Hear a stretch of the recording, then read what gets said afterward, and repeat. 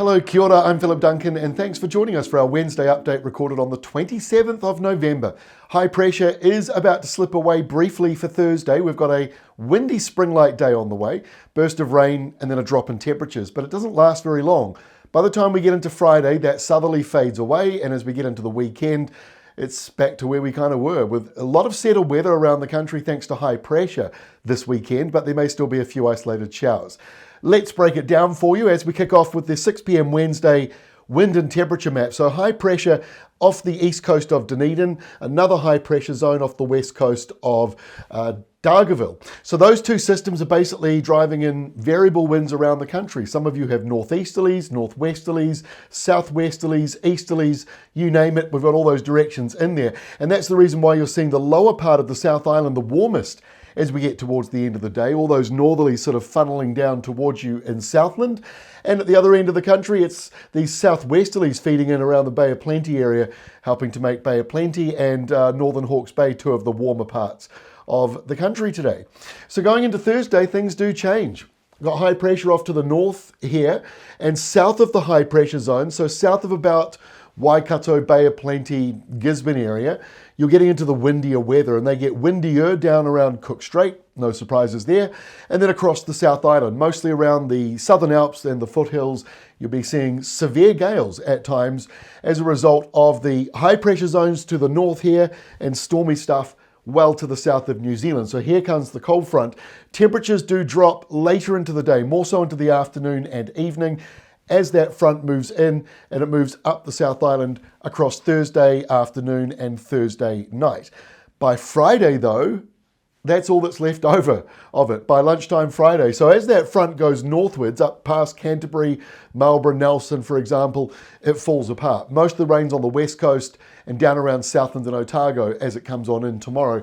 And then by the time we go into Friday, disintegrates. There's still a bit of leftover cloud and generally a southerly flow across the country, maybe a bit more southeasterly for some areas like Hawke's Bay, southwesterlies for southern parts of the country, and maybe even a bit more west to southwest in areas north of Taranaki. But that southerly change is sort of drifting northwards as we go through into Friday. So temperatures will be down a bit, and they may be down a wee bit on Saturday morning when you wake up. Nothing major in there though, but we do see a few showers into the afternoon on Saturday, a bit more convergence in there where the winds meet. You're seeing all these different variable winds. Well, when they push together, bubbles up some clouds. So we may be seeing some clouds into Saturday and some heavy showers forming as we go through the day. May also be a couple of isolated showers through the mountains of the South Island. Nothing major though, with high pressure right next door moving in. And that high moves in and across the country on Sunday, quite a large area of high pressure. It starts east of the international date line, it crosses over the entire country and then stretches south of New Zealand and south of Tasmania. So it's quite a large system. Behind it, a low pressure zone over Tasmania, bringing rain relief into Australia. They're very happy about that this weekend and going into next week. And by the start of next week, high pressure all out to the east of the country, extending right across New Zealand. A little bit of wet weather from that low pressure zone around Tasmania and Australia, driving in some rain around Fiordland, but that's probably about it. It might come into southern parts of Westland. It's not going to be a huge amount though, with the pale blue shading there, just showing some patchy kind of rain and showers moving through. And a similar story on Tuesday as well, but the high moves a little bit further to the east. That means the westerly winds or northwesterly winds come back to the country. Not very strong, but they are back, probably a bit brisk through Cook Strait.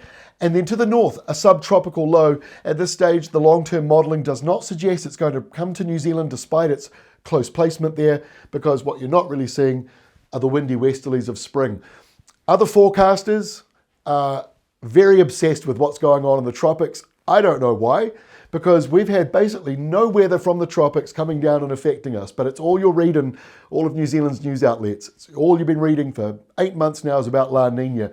Most of our weather over the next couple of weeks is still dominated from the Southern Ocean and from west of us. Yes, we're going to get some subtropical winds at times, but most of our weather, most of the big rain bands and the wind events are still coming from our part of the world, not from way up near the equator. So just worth keeping that to balance the news headlines that you're seeing, because we are now at the end of the year and we've had news stories for 9-10 months now about La Nina. I don't know why that's just the way NIWA and the mainstream media work in New Zealand, but it's kind of strange to me to be focused on something that's just not affecting our weather yet. So here we are, as we come into the start of December, we'll be keeping an eye on lows like that. There may be some more life up in the tropics as we get in towards December and going into January, because that is at the peak when, if a La Nina is announced, that's when it's likely to be.